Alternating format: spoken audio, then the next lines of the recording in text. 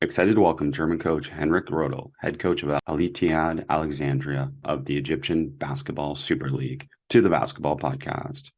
Henrik Rödl is the former German national team head coach that culminated in the team reaching the quarterfinals of the Tokyo Olympics. He also competed for Germany as a player in the 1992 Barcelona Olympics. Rödl has won championships in Germany as a player and a coach, and is a past German League MVP alongside others like Dirk, Nowitzki, and Detlef Schrempf. He played college basketball in the U.S. for Coach Dean Smith at the University of North Carolina, where he won a national championship. Rödl has been head coach of ALBA Berlin, TBB Trier, Türk Telekom, and now Ittihad Alexandria. Henrik, welcome to the Basketball Podcast. Well, thanks for having me. Appreciate it. Yeah, going to be fun to talk to you. We've coached at a lot of different levels, a lot of different places. And let's start with Egypt, because I think it's fascinating to coaches to understand. I mean, certainly Roy Renna, who connected us, and different people involved in Egyptian basketball, and now yourself. So they're really putting an effort into developing basketball there, aren't they? Really, before last summer, I had no idea about Egypt. I played the Egyptian national team in the World Cup 2000. No, it's actually 1995. So 94. Wow, I'm that old. Yes. In Toronto, the 1994 World Cup in Toronto, and we played them there. I found this out but when one of the assistant coaches came up to me, and I know you. We played each other. So that was a fun story. But I think a lot of it has to do with the lack of how they communicate their product, and which is not very good, not very professional. There's not a lot of money involved into how they produce games. Very hard to find stats. Everything's in Arabic, and so for our world, it's really like it's blank in terms of what they know. I had the privilege to know Roy Renna, of course, by working with him in the Tokyo Olympics, and he had even asked me in the summer already to see if there was an opening there and if I was interested. And at that time, I preferred to wait some, but then they came back later in October and looked at it and how they had some information, and I knew that the coach was doing a great job there with the Egyptian national team, and most of the players actually are in Egypt, which helps the national team, and half of them are on the team that I'm coaching. So the level is much better than people think. Africa is obviously a basketball continent with tremendous talent. So many players in the NBA and in other great leagues. And Egypt, with Coach Renna, now qualified for the World Cup, which is a great accomplishment. But he also has a good team. I mean, and that speaks for Egypt. I think they have clubs that really work well, and they produce good young players. Sports is very important. Basketball with handball, sport number 2. So it's in the news all the time, and I'm pleasantly surprised of how professional things are there. Oh, that's great. And from a pure coaching perspective, was there anything different for you in terms of adjusting to coaching in that league, or coaching that team, other than obviously language? Well, they all speak English. I mean, at the end of the day, it's basketball, and within the lines, things stay the same. The same values stay important. I think it's a lot of the things around it that make things different.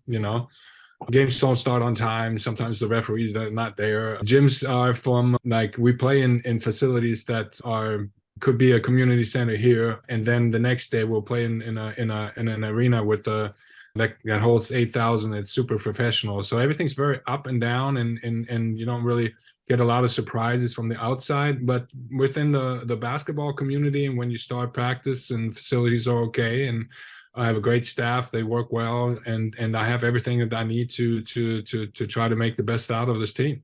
And we're going to talk about that a little bit more, and some of the ways you approach coaching in general, but certainly we have to talk about Dean Smith a little bit. You played for Dean Smith, won a national championship with Dean Smith, and I know you still credit him with a lot of your success as a coach. And I'm curious, what are some of the values or the coaching lessons that you still hold from Dean Smith that you apply? Well, I was recruited in 1987 to play in high school in Chapel Hill. We won a state championship here. Obviously, the university being right next door in a very small town, which is really just the university and some. Had a lot of chances to watch them play. Coach Roy Williams did a camp in Germany in 1985. So that's the first time I heard about University of North Carolina and Michael Jordan and, and all the history of that. And we stayed in touch, and that's instrumental to me to make the decision to come to play high school here, and also then to attend the University of North Carolina. And things I remember the most is just the seriousness about basketball, the community, but and also the planning. You go into the locker room, they have a practice plan up, and you know exactly what's going to happen. It's very mathematical, very clear, very structured. Always had a thought of the day, a thought of the defensive thought of the day, so you knew it was coming. And it just the five assistants also really worked in a way that was everybody knew what they were supposed to be doing. It was clockwork, and then the 1 hour and a half of practice to me was always the hardest 1 hour and a half of practice that I've ever played or witnessed or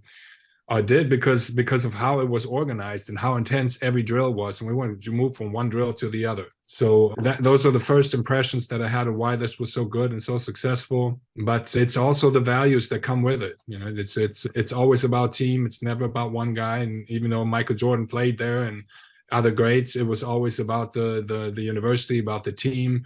And I think that once you just identify with that and you see it work, it's just an imprint that stays with you. We won our senior year in 1993 with a team that most people don't know any of the players, because they were not great stars. They were some NBA players, but mostly it was a team, and we played 11 guys deep, and we just played hard and together and tried to play it smart as much as possible. But it was really a very confident group at that time in feeling that we could win this way. And that's an imprint that I have that won't ever go away. It's just, guys feeling like, okay, what we're doing is the right thing, and we all believe in the same thing, and we're doing it. And that builds confidence. And that really, I remember going into games, and even when we're down 10 with 5 minutes to go, we felt like we were winning because we knew coach was going to come up with something, but also we knew how to execute. And it was a great feeling to be part of that kind of scenario, and the feeling that you have, that the confidence that you were going to win at the end. Tremendous to hear about that. And, Dean Smith's had such an influence. You mentioned thought of the day. That's a big thing. The competitive cauldron, he brought that to a lot of basketball coaches, just the competition within practice. And then, obviously multiple offenses and defenses. It's just a textbook on coaching. One thing I want to ask you about is the way that he was able to stay in touch with his former players and to be able to maintain that connection. That's something that shines through from so many players. And I'm wondering what you took from that kind of connection after the fact, when you were still obviously a big part of his life and his program. Well, it's when you're part of it, you don't feel it's that special. You're just like, okay, this is how it is and how it's supposed to be. But even to this day, we have a player and a former player group that connects with each other, and we help each other out. And that's all based on his philosophy. And, it's when you start talking to other people in other programs, and you're like, so have you been in touch? And like, why would I be? It's just an incredible culture here. I go back here, and I am now in Chapel Hill, visiting my family here, and I go in the gym, and I go into the office, and they know me, and obviously there's some players, some coaches right now that play with me, but even the years before, every time I go in there, they know me, they know what I'm doing, and they are super friendly, and they're helping open doors. It's really an incredible feeling of belonging to something special. And there is a Carolina family. I believe in that truly, and that's it's really special to be part of that. And obviously, when you go there, you don't know that, but you have guys coming back all the time in the summer talk to you about this. And once I graduated, and coach, how he stayed in touch and how he's always available. Not helped that much in Europe because he's not as much influence, but I knew of all my other teammates and how much he's helped them over here, and how connected he was with everyone. I don't know where he found the time to do all that, but he did. Somebody asked him for something, he would certainly follow up on it. Yeah, amazing influence on so many. And I'm curious then, having coached in the professional leagues for so long, was there some parts of that you could replicate to be able to build that connection with players and former players, or is it much more challenging, obviously, at that level? It is challenging, but I think the approach is the same. I think if you do start caring about your players, some will care back, and the more you put into it, the more you'll get out. And I always felt that I'm a coach that tries to build good relations, and now that I'm not the youngest coach out there anymore, sometimes I go around and I see a lot of guys that I have coached, and to have them come to me and have a positive feeling about it, and some I stay in touch with, over the years, and very close, and they become really good friends of mine. So I think it's also a personality thing, but it's something that I've learned also from Coach Smith for sure. Yeah, it's great. You referenced the biggest wins in your career as a player and a coach have come with exceptional teams that had exceptional chemistry. Obviously playing hard, playing smart, all those things. But can you talk a little bit about some of the different ways as a coach you've been able to foster that exceptional chemistry that's led to success? I think the exceptional chemistry that was there on the 93 team, and also the chemistry that we had on the national team 93 that won the European Championship with Germany. For example, the team that Coach Rödl and I coached to the Olympics also had that. And that's something, it's exceptional because, and it doesn't happen every year. You try to make good choices in the selection.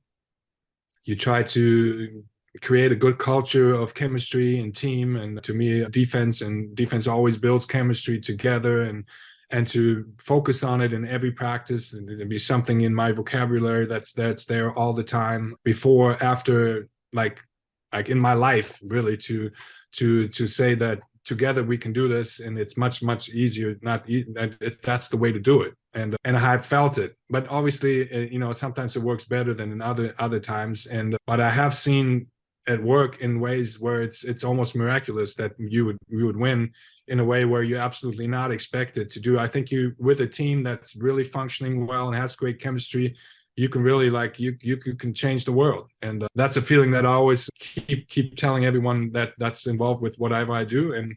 And that's what I'm aiming for. And it obviously not always works. You have to have the right people for it. And then things have to be the right way. But when they do happen, it's something special, and it's miraculous, and it's something you never forget. And you strive for it every day to replicate that. Absolutely. And in an article of an interview with you, I read that, showing compassion is a big part of this, showing that you care. But I think one of the points that you made was finding an upside in a relationship with a player, which was always something that you were trying to do, is find an upside, because then you felt you could challenge them more. Can you talk a little bit about that?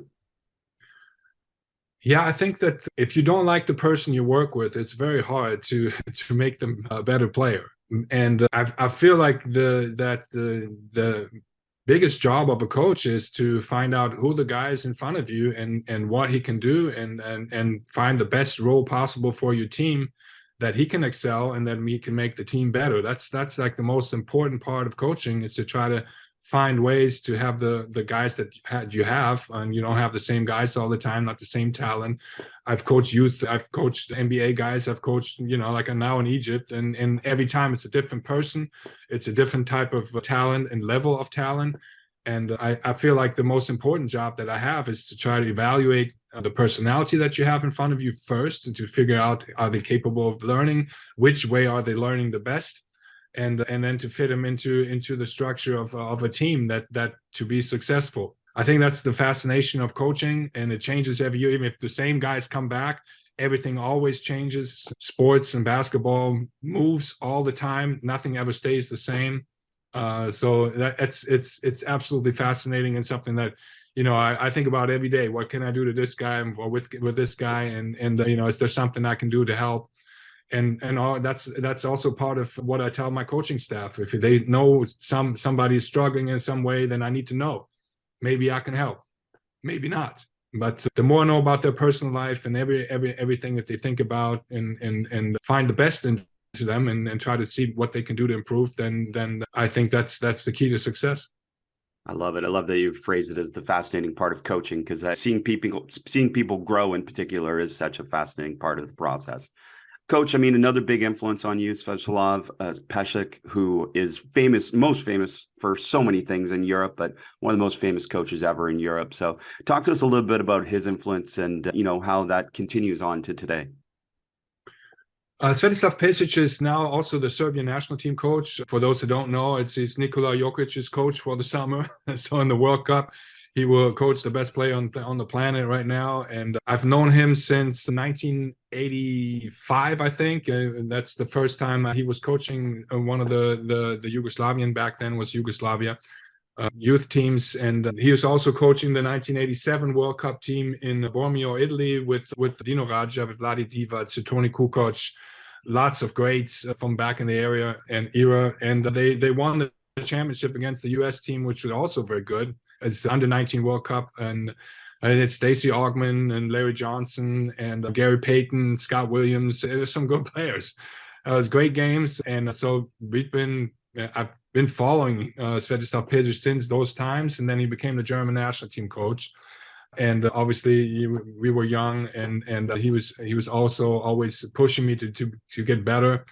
And even though a totally different background and a totally different language and somewhat a different approach, I always felt that the values that he had were very similar to those of Coach Dean Smith. He was very interested in the player. He had different methods to motivate. It was very, very hard to play for him. But at the end, I always felt that he wanted me to become a better player and for us and the team to win. And the values of team and hard work and playing together were the same. So played for him in the national team 6 years and then on the club for another 6. So I played for him for a long time. We won a lot of titles together. And so obviously that's a huge imprint on me also. But like I said, different approach, but same values.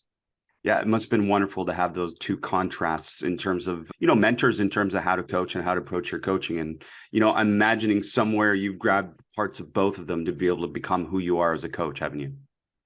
Well, I feel like we can learn from everyone, the best, the worst, any person really, like doesn't even have to be a coach. I think that I'm always out there, meeting people and they're telling me something. I'm like, oh man, I can use this. This is good. This is some good stuff. I very, very much appreciate the time that Coach Renner spent with us on the German national team, and he taught me a lot of stuff. I'm learning every day. Those two guys, Svetislav Pezic and Dean Smith, probably had the most influence on how I see the world of basketball. But it's a work in progress. I hope I'm still learning, and I am every day. And you got to have an open heart for it, but the values kind of stay the same.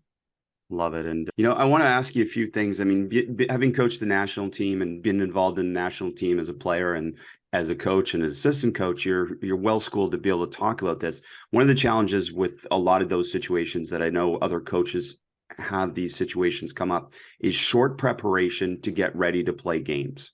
Can you talk a little bit about your process in terms of getting your team ready in these really short windows to be able to play really meaningful games? I can tell you, it's really a huge challenge. But I feel that after a while, you kind of get used to it. That's you as a coach, you want everything to be perfect and everybody to know everything at the whole time. But if you have 3 days to prepare for a qualifying tournament, then it gets really hard. We had like 2 weeks for the Olympics, for the Olympic qualifying. So that's a lot more time. But still, it's not a lot. But I feel like you focus on those things that are most important to you, and you stay as simple as possible, and you go from there. And then sometimes you have very, very smart players. We played some qualifying games in the summer with the NBA guys, and then there's Dennis Roeder and Maxi Kleber and Daniel Theis and Franz Wagner or Moritz Wagner. Those guys, they pick up stuff really quick, and so you can move on, and it's not as hard. But then sometimes in the qualifying during the season, they're not available, and the EuroLeague players aren't available. And I know Coach Renner has coached these kinds of windows before, and then the talent drops dramatically. They're still great kids, but then you have to go slower, and you have to, there's less that you can do. I think that in all cases, the attitude and the effort and the team chemistry is the key. And then you try to put as much into tactics and basketball as much as you can. Be as best prepared. Obviously, if you have that shorter time, we spend a lot of time talking to the players prior to that, even though they were in season, so they were ready for what was coming. The job is really done before those 3 days. And then the 3 days is just, 3 days of practice and then you play. But you really have to communicate and build relationships and tell everybody what to do, have Zoom meetings, that kind of stuff. So a lot of work goes into that, and it's not only the 3 days, but it's a huge challenge. But at the same time, it's the same for Canada and Germany and all the other countries. And so not much advantage there. Even though Egypt, I must say, they had a month to prepare for the last window because the federation just stops play. Germany would not do that. So some countries can actually do that. So it's not all even. Yeah, that's interesting. And you mentioned, focus on some of the things, or so focus on the things that matter to you. So on offense, what are some of the things that matter to you now, and certainly in those short preps? Well, certainly in the beginning, you have to figure out how to work your transition, because that's the most important part of when you don't have so much time to have a huge amount of plays. So try to have that as clear as possible, the options that you want to have, the positions they want to have, also the habits of running.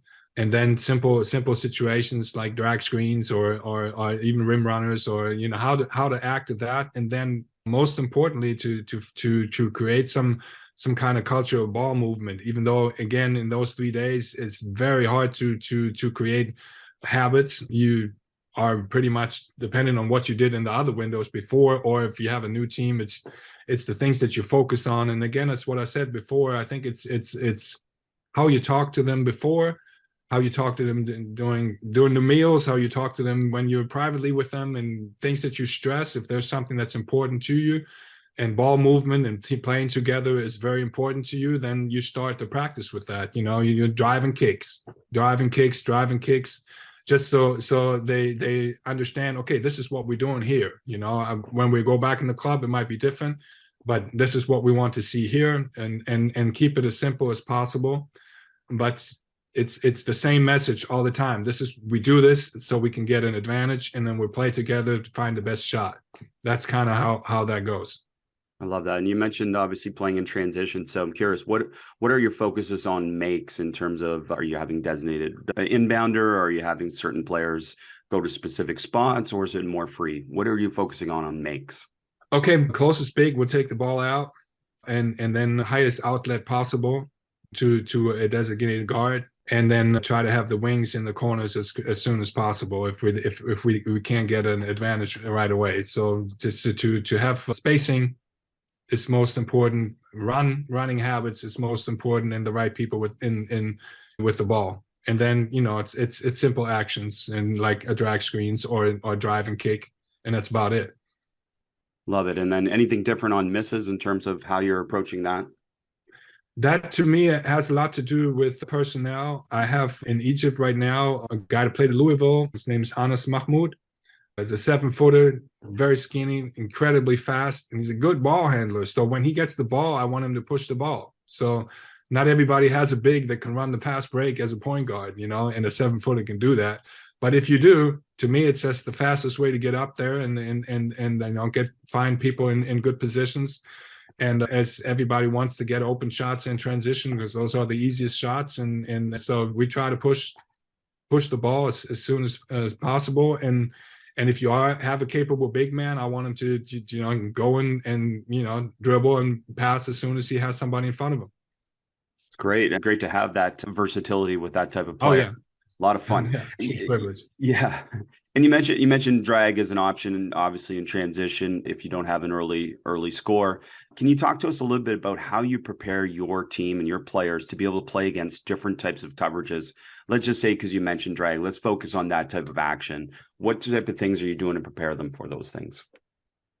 Well, and in transition, I love the guy not always to stay, the big man to stay with the ball handler. And if he's possible, he can run in front and come back and make more of a step up screen than like really a side drag screen.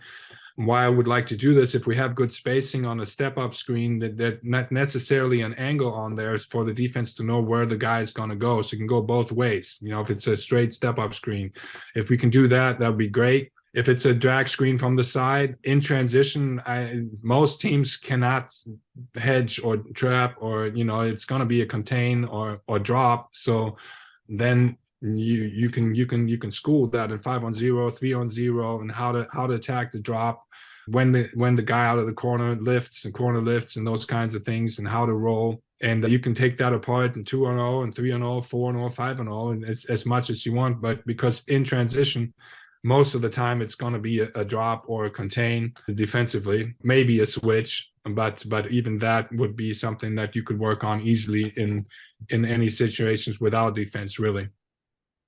So without defense and then incorporating defense into it, is your preferred style in terms of offensive installed? Is it 5-on-0 to 5-on-5, or do you start different way? What is your way to be able to install offense initially?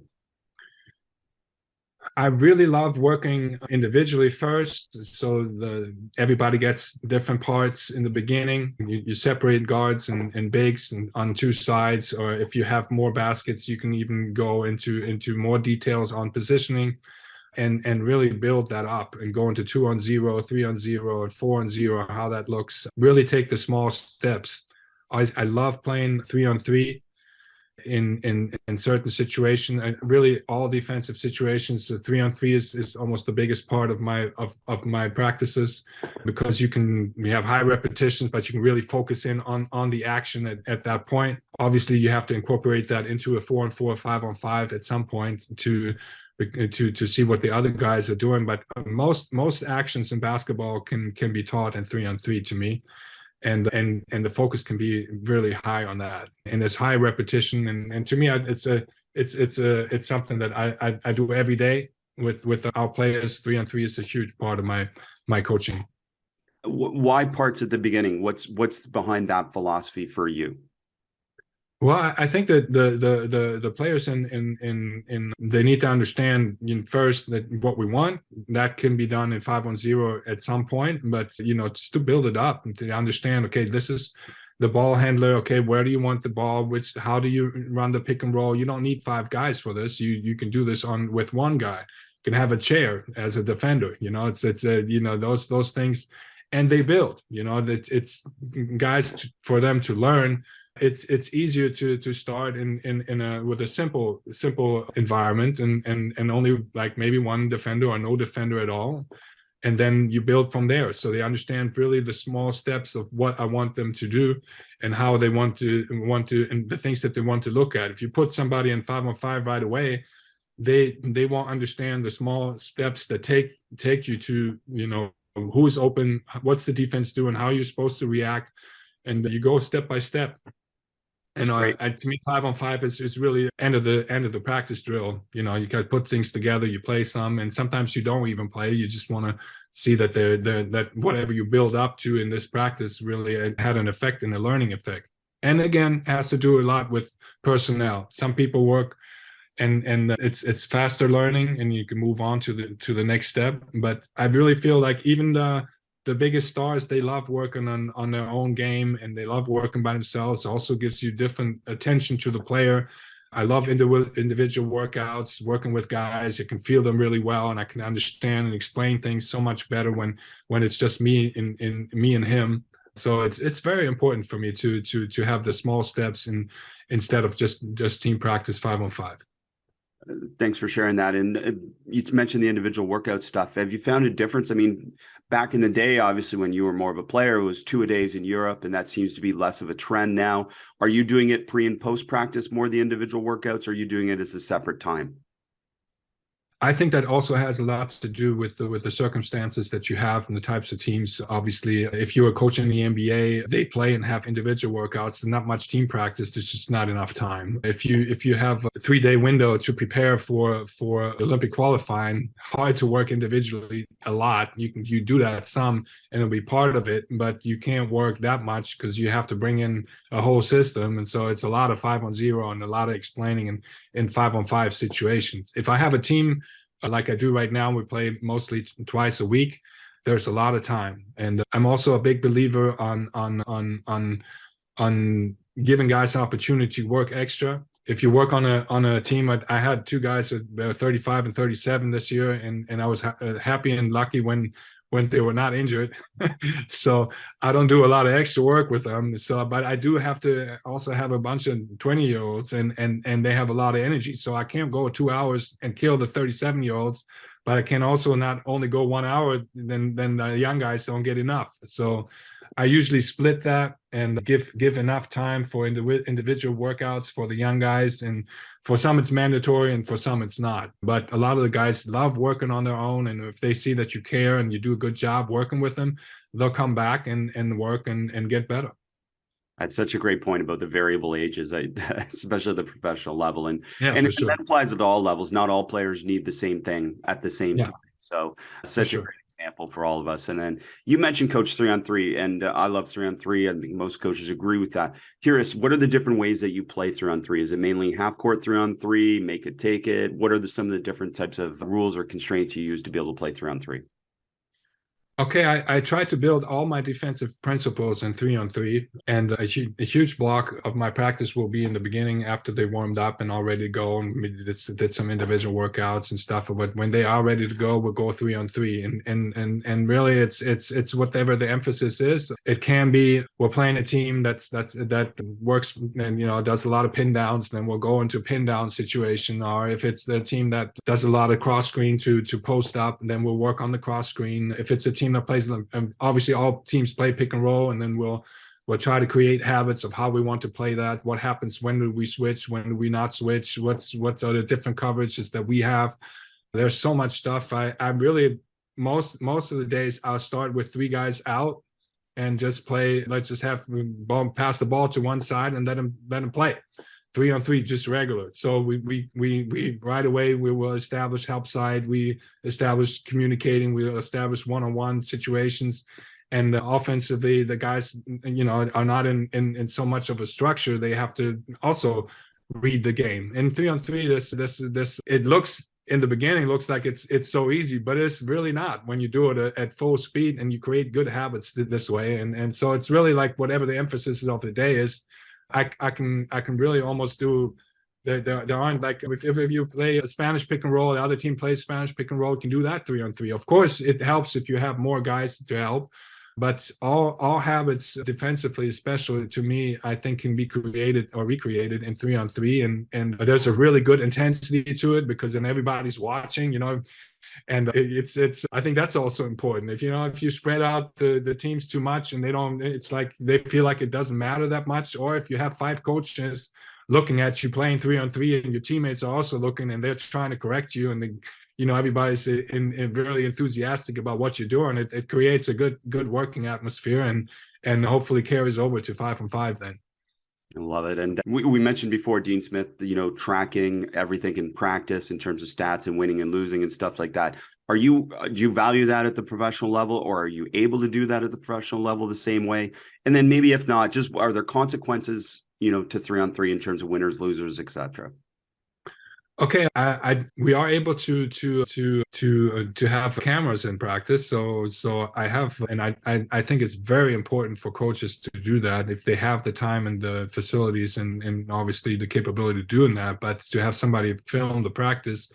And I watch every practice that we do afterwards to reconfirm of how we did it, what do we do, and there's so many things that I feel like I missed. Oh, I missed there, and or maybe I was on the other side, so they're filming the other side, and so. And I can break it down. I can and send some sequences to some of the players and tell them, okay, this is what we did in practice. This is why I told you to have a hand up. This is why this is important. This is why you have to be stepping over one more step. And the video work is a huge part of what I do. And so we didn't do this very much at Carolina. We didn't do practices or practice analysis, but they for sure filmed it. And I'm sure that next day, the coaches were prepared for that. And at that time, as a player, I didn't think that that was necessary at all. But I feel like the seriousness of the practices when there's something is happening, and I come back on the next day to a player and say, "You remember yesterday you did this and this," and they see you care and they see that that's important to you. Then the next time they will think about, and it's a part of learning. So that's what we do this a lot. I love that. And then, I mean, obviously the method of being able to deliver film to players is so much easier than back in the day. Oh, clearly as well, sure. which makes it so much easier. And when you do deliver film to players, what are some things that you really, really think have an effect on players in terms of the biggest impact? Well, we had in Carolina, I think still does that. They have the board in the locker room with the, you know, things, some defensive emphasis, and you get scoreboard for games and practices. And okay, we don't do it quite like that, but I do think it's very important to show both the things that you don't like, and you give clear advice on how you want it to be looking, and then you give good examples, and not necessarily of that, but I always, after games, I have a winning play section, and you know, it can be, sometimes it's not very long when it didn't go well, but every time, you know, even when we don't do well, there's some stuff that we know this is a winning play, somebody's diving on the floor. I need to make sure that they see that.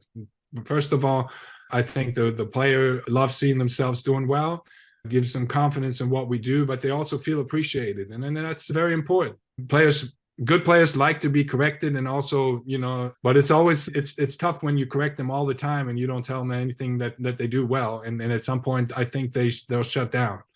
And I also, I love putting winning plays sections together, because it also makes me feel better. Like, okay, we were terrible yesterday, but there, you know, I can see some progress, and I can see that they understood some of it, and we can build on that. And then next practice, again, it's something, they call this culture these days. You know, it's just like, you know, who you are, what you want to see in the play, in the team, on the player, with the player. Talk about that all the time. Repeat.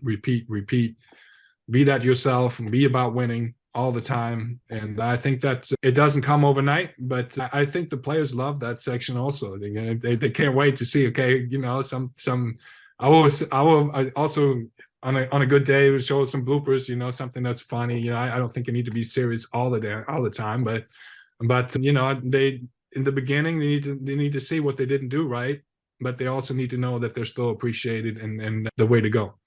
Great stuff. Winning plays. Absolutely. And are you doing that with them? Is an assistant doing it with them? Are you doing it in big groups? Are you doing it in small groups, or a little bit of everything? I think it's there is some pattern to it, but not always. I feel like when things are going well, sometimes I'll just send it out to the WhatsApp group, and then they'll and then in the practice, I ask some of them, so did you see it? And it does happen sometimes that I'll catch somebody that did not watch it, but most of the time players want to know how they did. I mean, they want to know how the team is. They want to know what the coach is thinking. And so when I put something in the group, and then they'll watch it. If I feel like it's more important than that, they need to see this, then frequently we will have team meetings, and then we'll watch it together. Because sometimes I see something on the video that they don't really see the same way, so you have to explain it. And just because I'm putting it out there, it doesn't mean that they understand what I'm really talking about. That comes with habit, and with talking and repetition. But there are, especially in the beginning of the season, there's more times where I'll have team meetings and team video. If I can't, you know, do every player all day, so you know, I've divided up to some of the assistants, of course, but I like also splitting that up. And if you are the head coach in general, you take the 2-3 leaders of the group, and you have also individual video time with them and feedback.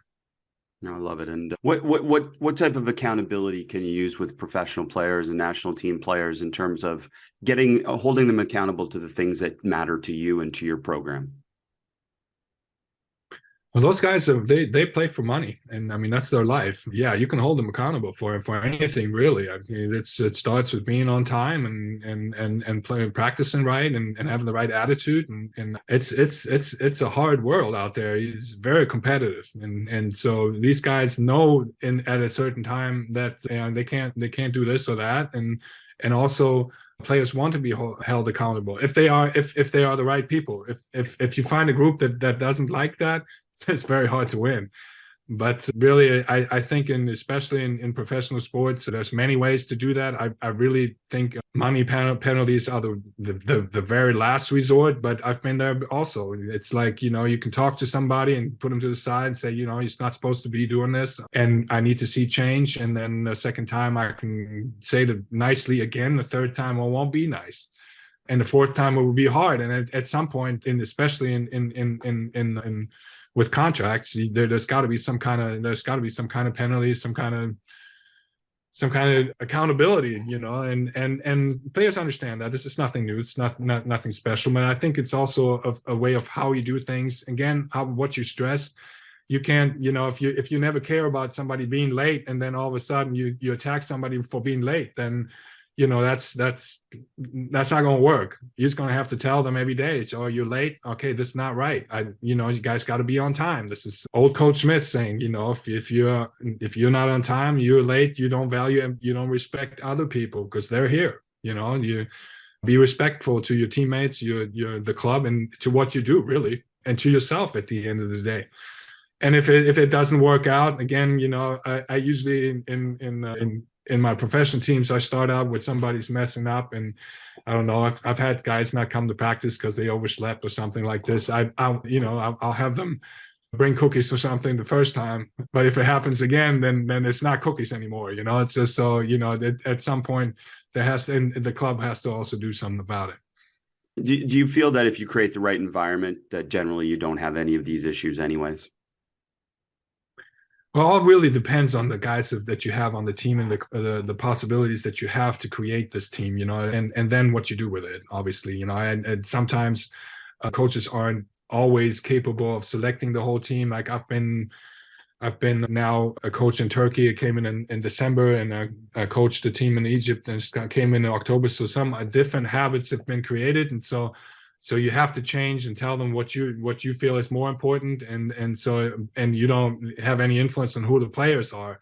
So that's the reality of it. Most of the time, not always can you choose all 12 or 15 or whatever. And so different personnel gives different ways of dealing with it, and also different environments. And if you're a coach in a national team, these guys all want to come there. They love coming, and so I mean they're never really like I can't even remember a time when there was sometimes where I needed to be going in any hard direction on saying you're not supposed to be doing this, because they're all so motivated of being there. Now this can be very, very different in different environments, and you just got to act accordingly. And I think also culturally, Egypt's a very, very different culture from Germany. So you got to learn and to respect how they do things first, and figure out what to do, because you can't just come in there and say, okay, this is how we do this, and they don't really know what you're talking about. So it goes a lot into it.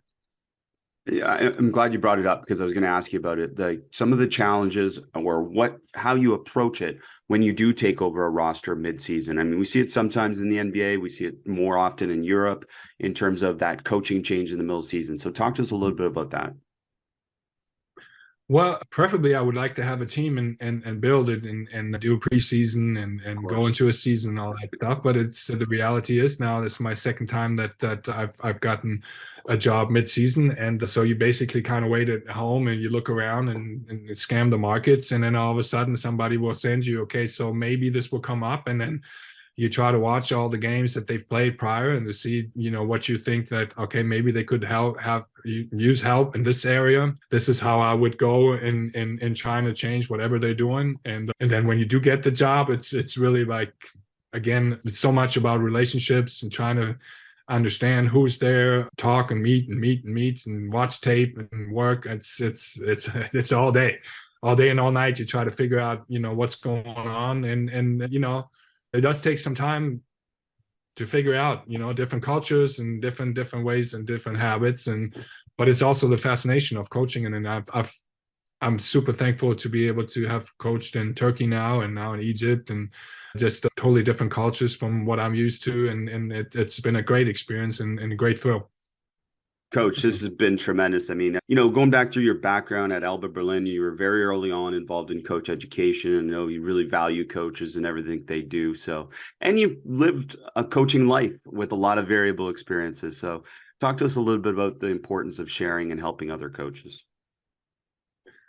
Well, I've everything I know about basketball and coaching has been taught to me by great coaches, good coaches, bad coaches, and our people. And I feel very much appreciative of that, and that's who I am, and I feel like I'm learning every day. But you know, that's also a duty on our side. I feel like we need to share, we need to give back to the things that we've received, and I think that's part of to being part of the coaching community and sharing whatever you can and helping anybody whatever they are asking.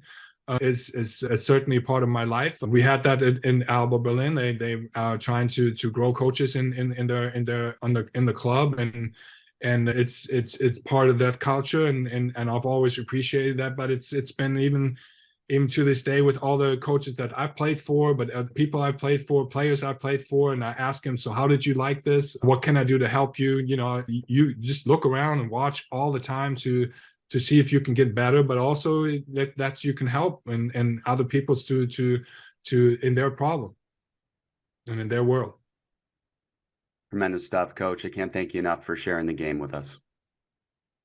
Thank you very much for having me.